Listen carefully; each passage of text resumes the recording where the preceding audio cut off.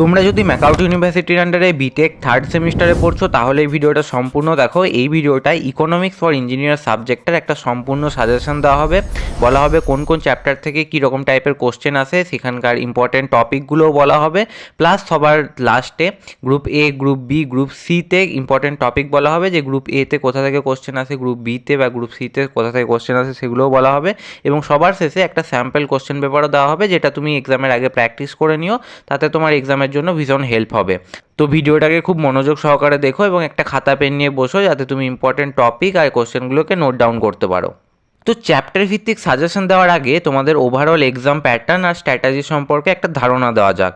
তোমরা অলরেডি জানোই যে group A, group B, group C এই তিন ধরনের গ্রুপ হয়। গ্রুপ এতে 10টা কোশ্চেন করতে হয়, প্রতিটা কোশ্চেনের জন্য 1 মার্ক করে থাকে, অর্থাৎ টোটাল 10 মার্কস। আর গ্রুপ বিতে 5 মার্কসের 3টে কোশ্চেন করতে হয়, টোটাল 15 মার্কস। আর গ্রুপ সিতে 15 মার্কসের 3টে কোশ্চেন করতে হয়, অর্থাৎ টোটাল 45 মার্কস নিয়ে সব কটা গ্রুপ মিলিয়ে তোমাদের টোটাল 70 মার্কসের এক্সাম হয়। এটা সম্পর্কে তোমরা অলরেডি জানো, যেহেতু তোমরা আগে দুটো সেমিস্টার দিয়ে এসছো, এটা সম্পর্কে তোমাদের নলেজ ভালো মতো আছে। কিন্তু তোমাদের group A, group B, group C কোথায় থিওরি পড়ে বেশি, কোথায় নিউমেরিক্যাল পড়ে, বা কীরকম টাইপের কোশ্চেন আসে, সেই জিনিসগুলো একটু বিস্তারিতভাবে আমি বলে দিচ্ছি। তো গ্রুপ এর জন্য তোমাকে বিশেষ করে ডেফিনেশন, ফর্মুলা এবং বেসিক কনসেপ্টের ওপর ফোকাস করতে হবে। বেসিক কনসেপ্ট ক্লিয়ার করার জন্য তুমি যে কোনো এআই টুলের সাহায্য নিতে পারো, যেমন চ্যাট জিপিটি, বা তুমি প্রতিটা টপিককে ইন্ডিভিজুয়ালি ইউটিউবে সার্চ করেও দেখতে পারো। তো এইভাবে তুমি বেসিক কনসেপ্ট ক্লিয়ার করে নেবে, তারপর ফর্মুলা দেখে নেবে। ফর্মুলা ভীষণ সহজ সহজ থাকে ইকোনমিক্সে, খুব কঠিন কিছু ফর্মুলা থাকে না যেগুলো মুখস্থ করতে কিছু ডিফিকাল্টি হবে, সেটা কখনোই হবে না। ইকোনমিক্সে ভীষণ বেসিক ফর্মুলা থাকে, সেগুলো তুমি ভালো মতো করে দেখে নিও। আর ডেফিনেশনগুলো তুমি ভালো মতো করে মুখস্থ করে নিও, তার কারণ 1 নম্বরে অনেক ডেফিনেশন জিজ্ঞেস করে। তো বেসিক কনসেপ্ট, ডেফিনেশন, ফর্মুলা এই 3টে করলেই তুমি গ্রুপ এতে সমস্ত কোশ্চেন পেরে যাবে। আর গ্রুপ বি এতে কিছু ক্যালকুলেশন করতে হয়, মানে কিছু নিউমেরিক্যাল থাকে, সেগুলোর অ্যান্সার বার করতে হয়। তাছাড়া কোনো টপিককে এক্সপ্লেন করতে হয় একটু। তো এরকম টাইপের কোশ্চেন গ্রুপ বি এতে থাকে। আর গ্রুপ সি এতে ইনডেপথ প্রবলেম থাকে, থিওরি থাকে, নিউমেরিক্যালও থাকে। তো গ্রুপ সি মানে বুঝতেই পারছো, একটু বড় সড়ো করে লিখতে হয়, বড় অ্যান্সার থাকে। আর 5 করে 3ভাবে ভেঙেও দিতে পারে। তো যেরকমভাবে দিতে পারে, টোটাল 15 মার্কসের কোশ্চেন থাকে, তো তাই মানে বুঝতেই পারছো এটা একটু বড় সড়ো করে লিখতে হয়। তো মোট কথা ইকোনমিক্সে থিওরি, নিউমেরিক্যাল সব থাকে। কোন চ্যাপ্টারে কী কী থাকে সেগুলো ভিডিওতে আগে এক্সপ্লেন করা হবে অবশ্যই। তবে ওপর থেকে সমস্ত জিনিসটা একবার বলে দিলাম, এরপর চ্যাপ্টার ভিত্তিক সাজেশন দেওয়া স্টার্ট করা যাক। তো তোমাদের সিলেবাসে টোটাল 4টা ইউনিট আছে, যার মধ্যে ইউনিট 1 হচ্ছে ইঞ্জিনিয়ারিং কস্ট অ্যান্ড এস্টিমেশনস। এখান থেকে তুমি 10 থেকে 15 মার্কসের মতো আশা করতে পারো। তুমি নিজেও জানো যে ম্যাকআউটে মাঝে সাঝে এমন করে একটা ইউনিট থেকে প্রচুর কোশ্চেন দিয়ে দেয়, আর বাকি ইউনিটগুলো থেকে হয়তো কোশ্চেনে দিল না, এরকম জিনিসটা মাঝে সাঝে ঘটে যায়।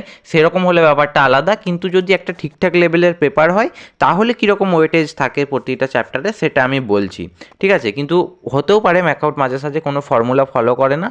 এগুলো প্রিভিয়াস ইয়ার কোশ্চেন অ্যানালিসিস করে একটা প্যাটার্ন পাওয়া যায়, যে ওভারঅল একটা ইউনিট থেকে এত মার্কস করে আসছে, সেখান থেকে আমি বলছি জিনিসগুলো। তো ইউনিট 1 থেকে টোটাল 10 থেকে 15 মার্কসের মতো তুমি আশা করতে পারো। এখানে শর্ট কোশ্চেন, লং কোশ্চেন সমস্ত টাইপেরই কোশ্চেন পড়ে। এখানে তোমাকে যে টপিকগুলোর উপর বিশেষ করে ফোকাস করতে হবে, সেই টপিকগুলো হচ্ছে types of cost, fixed, variable, sunk, opportunity, incremental, life cycle, আরও যে ধরনের টাইপস অফ কস্ট আছে সেগুলো ভালো মতো করে দেখে যেও। তারপর cost estimation models, per unit, segmenting, cost indexing, power sizing, learning curve, এগুলো খুব ভালো মতো করে দেখে যেও। এখান থেকেই ম্যাক্সিমাম কোশ্চেন পড়ে।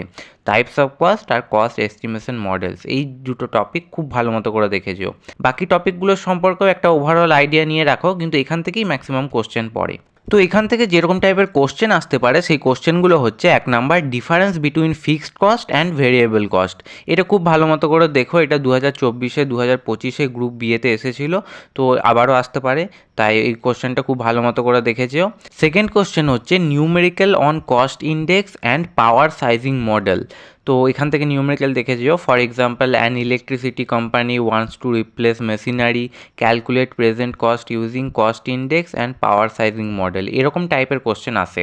আর নাম্বার থার্ড কোশ্চেন হচ্ছে what are recurring and non recurring cost. এইটাও ভালো মতো করে দেখে যেও এই তিনটে কোশ্চেন, এবং বিশেষ করে তুমি টপিকগুলো পড়ার ওপর ভালো করে মন দাও। আর একটা ছোট্ট টিপস তোমাদের দিয়ে রাখি, যে যখনই ইকোনমিক্স সাবজেক্টটা পড়বে তুমি ইম্যাজিন করবে যে তোমার একটা বিজনেস আছে, সেই বিজনেসের ওনার তুমি, এবং সেইটা মাথায় রেখে তুমি ইকোনমিক্সের প্রতিটা টপিককে পড়বে। যখনই কোনো একটা টপিক পড়বে বা কোনো ডেফিনেশন পড়বে বা কোনো কনসেপ্ট ক্লিয়ার করবে, তুমি ভাববে যে তোমার নিজের বিজনেসে সেটা কীভাবে কাজে লাগতে পারে। তো সেরকমভাবে সেটা রিলেট করলে তোমার জিনিসগুলো বেশি করে মাথায় থাকবে। আর ইকোনমিক্স সাবজেক্টটা বিজনেসের জন্যই, বিজনেসের প্রফিট করার জন্যই, তাই এই সাবজেক্টের সমস্ত টপিককে নিজের বিজনেসের সাথে রিলেট করানোর চেষ্টা করো, তাহলে তোমার জিনিসগুলো খুব ভালোভাবে মনে থাকবে। এরপর আসা যাক ইউনিট 2তে, যেটার নাম হচ্ছে cash flow, interest, equivalence and rate of return. এখান থেকে তুমি 15 থেকে 20 মার্কসের মতো আশা করতে পারো। এখান থেকে প্রচুর নিউমেরিক্যাল পড়ে, বিশেষ করে গ্রুপ সি এ এই কোশ্চেনগুলো আসে। এখানে তোমাকে যে টপিকগুলোর উপর বিশেষ করে ফোকাস করতে হবে সেই টপিকগুলো হচ্ছে time value of money, nominal versus effective interest, present worth, future worth, এই টপিকটার উপর ভালো মতো করে মন দিও। তারপর rate of return analysis, IRR, incremental analysis, benefit cost ratio, তারপর break even analysis and margin of safety, এই তিনটে টপিকের ওপর খুব ভালো করে মন দিও। এখান থেকে ম্যাক্সিমাম কোশ্চেন পড়ে। আর এখান থেকে যেরকম টাইপের কোশ্চেন আসতে পারে সেই কোশ্চেনগুলো হচ্ছে 1 number calculate effective interest rate.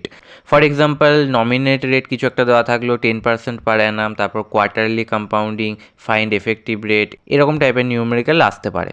তারপর number 2 break even point and margin of safety numerical. Number 3 IRR calculation. Number 4 benefit cost ratio, যাকে শর্টে বিসিআর বলে, এটার মিনিং, ইউজেজ, লিমিটেশন, এরকম টাইপের কোশ্চেন ইউনিট 2 থেকে আসতে পারে। তো এরকম টাইপের কোশ্চেন আর টপিকগুলোকে ভালো মতো করে প্র্যাকটিস করো।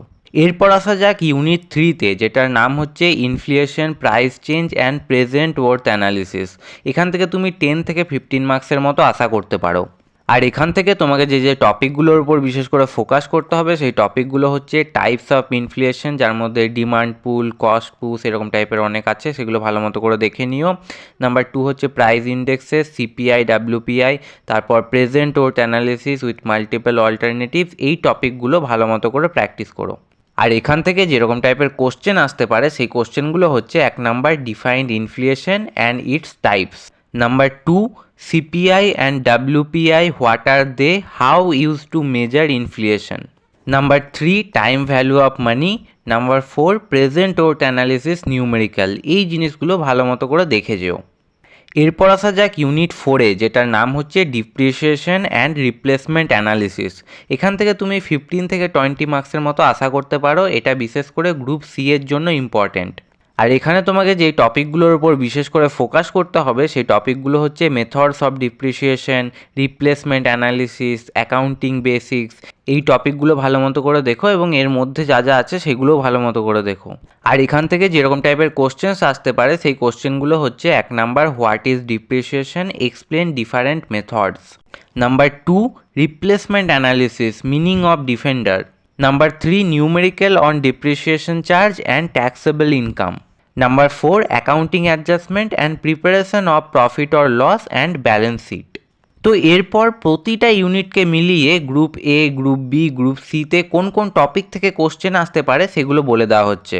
তো গ্রুপ এর জন্য effective interest rate calculation, types of inflation, break even point formula based numerical, defender in replacement analysis, time value of money concept name, contribution equal to sales into P/V ratio, average fixed cost calculation, stagflation definition, cash flow diagram meaning, working capital meaning, এই টপিকগুলো ভালোভাবে prepare করো।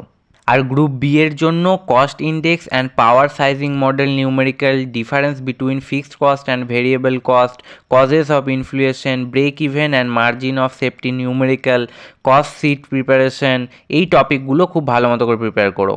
আর group C এর জন্য depreciation, methods and numerical, IRR calculation using PV tables, comprehensive numerical on BEP, P/V ratio, sales for target profit, তারপর transport business costing and profit calculation, benefit cost ratio, যেটাকে শর্টে VCR বলে, theory and limitations, এই টপিকগুলো ভালোভাবে prepare করো।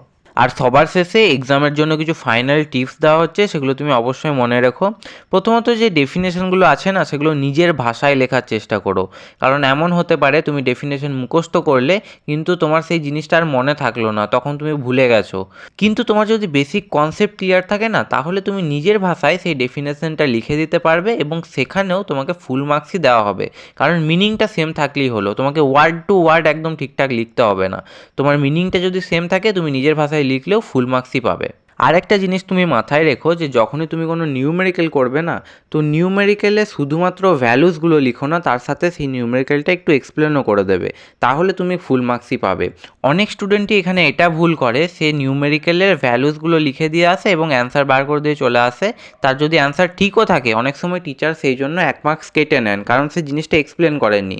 তাই চেষ্টা করো যখন ভ্যালুস লিখছো তার সাথে সাথে 1-2 লাইন এক্সপ্লেন করে দিতে এবং যেগুলো প্রয়োজন সেই জিনিসগুলো এক্সপ্লেন করতে। আর ডায়াগ্রাম প্র্যাকটিস করতে ভুলো না, ক্যাশ ফ্লো, ব্রেক ইভেন, এগুলো থেকে ডায়াগ্রাম দেখে যেও। এগুলো ধরো কোশ্চেনে পড়লো কিন্তু সেখানে ডায়াগ্রাম দিতে বলেনি, কিন্তু বেশি মার্কসের কোশ্চেন, মনে হচ্ছে যে ডায়াগ্রাম দিলে ভালো হবে, তো সেখানে না বললেও ডায়াগ্রাম এঁকে দিয়েও ভালো মার্কস পাবে। এই জিনিসগুলো মাথায় রেখো একটু। আর তোমাদের যে নিউমেরিক্যালগুলো অবশ্যই প্র্যাকটিস করতে হবে, সেগুলো আমি এখানে দিয়ে দিচ্ছি, সেগুলো ভালো মতো করে প্র্যাকটিস করো। এই যে effective interest rate, break even point and margin of safety, cost index and power sizing, IRR using given PV table, depreciation and taxable income, cost sheet and profit calculation, এই নিউমেরিক্যালগুলো খুব ভালো মতো করে প্র্যাকটিস করো। আর ভিডিওর শুরুতে যে স্যাম্পল কোশ্চেন পেপারের কথা বলেছিলাম, সেটা আমি এখন এখানে দিয়ে দিচ্ছি, সেইটা তুমি ভালো মতো করে প্র্যাকটিস করে যেও। তো গ্রুপ এতে এই 6টা কোশ্চেনের মধ্যে তোমাকে 5টা করতে হবে, কিন্তু তুমি 6টাই প্র্যাকটিস করো। আর তোমাদের সুবিধার জন্য কোন ইউনিট থেকে কোন কোশ্চেনটা নেওয়া হয়েছে সেগুলো আমি পাশে লিখে দিয়েছি। এই পাশে দেখতে পাবে যে কোন ইউনিট থেকে নেওয়া হয়েছে, সেগুলো লেখা আছে। তো সেটার জন্য তোমাদের সুবিধা হবে, তুমি বুঝতে পারবে যে এই ইউনিট থেকে এই কোশ্চেনটা এসেছে। তো এখানে 6টার মধ্যে 6টাই প্র্যাকটিস করো, যদিও 5টা করতে হবে। আর তারপর গ্রুপ বি এর কোশ্চেনটা দিচ্ছি, যেখানের মধ্যে দেখো 4টা কোশ্চেন আছে। তো সেই 4টার মধ্যে তোমাকে যে কোনো 2টো করতে হবে, কিন্তু তুমি 4টাকে 4টাই প্র্যাকটিস করো। আর গ্রুপ সি এতে শুধুমাত্র একটা করতে বলা হয়েছে, কিন্তু তুমি সব কটাই প্র্যাকটিস করে যেও। এই স্যাম্পল পেপারটা সলভ করলে তুমি এক্সামের জন্য অনেকটা প্রিপেয়ার হয়ে যাবে।